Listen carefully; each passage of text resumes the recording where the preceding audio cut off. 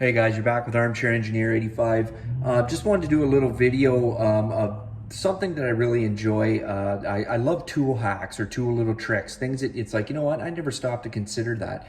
That's an awesome little trick and I'm glad I know it.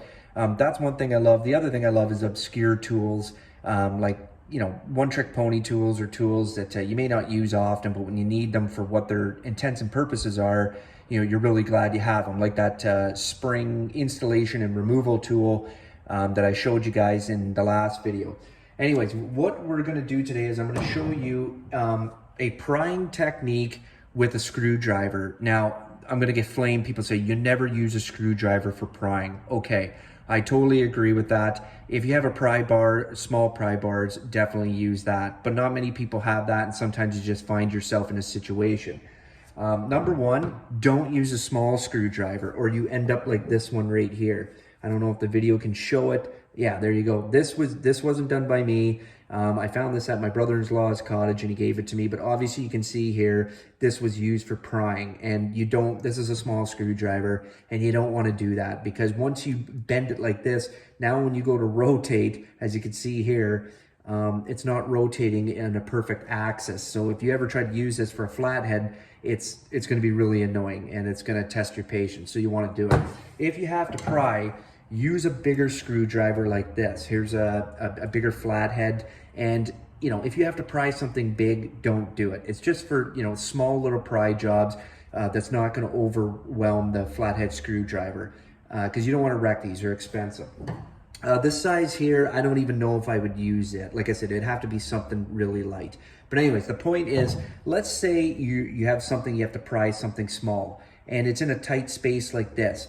And you can see here, you don't really have a lot of prying. Like it just maybe, you know, you can't put a lot of pressure, a downward pressure on what you're anchoring off of. What you can do is, you can if you slot this in to where you need to pry two things apart, you can rotate the screwdriver 90 degrees like so, and that'll help pry up what you're looking to pry just by turning it like this. It doesn't put any strain on the screwdriver, and as you can see here, you have a very small thickness this way, but once you pry it this way, well, now you have this whole width here. And it's a great technique. It's a technique I'm sure a lot of people will know. And it's a technique that, believe it or not, I used it today at work. And the reason why I'm making this video is because I thought, well, that's a great idea. So I'm gonna show you the video that I took at work. I'm a power lineman by trade. And what I had to do today was I had to disconnect somebody's service.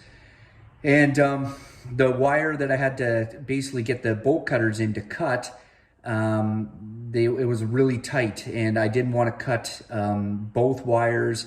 The main wires, you can see, the main wires are the small, it's number 2 copper, and I had to cut the 3/0 aluminum, insulated aluminum. So it was really difficult. So what I had on me, we don't have pry bars at work, like small pry bars. We have crowbars, but that would be overkill. So we have a robust screwdriver. It was a Klein tool, and I was managed to wedge it between the 2 wires and use this little trick.